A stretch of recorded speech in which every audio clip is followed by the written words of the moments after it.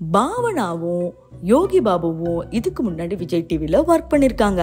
ஆனா யோகி பாபு குறுகிய காலத்திலே பெரிய ஆளா வளர்ந்துட்டாங்க. ஆனா பாவனா விஜய் டிவில இருந்து வந்துட்டு மறுபடியும் IPL சீசன் வந்தா மட்டும்தான் ஆங்கரிங் பண்றாங்க. இதெல்லாம் ஒரு பக்கம் இருக்கும் போது இப்ப மூக்கு மேல கோவம் வர பாவனாக்கு கொஸ்டின்ஸ் கேக்குறாங்க நம்மளுடைய ரசிகர்கள். ஆனா அதுக்கு பாவனா என்ன தெரியுமா சொல்றாங்க, நீ யாருடா ஏன் கமெண்ட் செக்ஷன்ல பேசுறதுக்கு அப்படிங்கிற மாதிரி.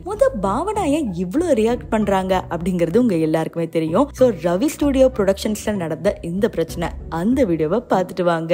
உங்களை நான் பார்க்கவே இல்லையே. உங்க பின்னாடி தான் என்ன அப்படியா? இப்போ முன்னாடி வந்தீங்க. ஒரு மைண்ட் வாய்ஸ் கேம் விளையாடலாமா? உங்க மைண்ட் வாய்ஸ் என்ன ஓடிக்கிட்டு இருக்குன்னு சொல்லுங்க.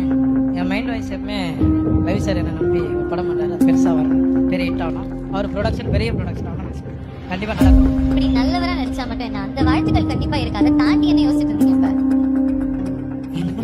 அதான் நல்ல நல்லத்தனமா நான் யோசிச்சேன், வேற எதுவும்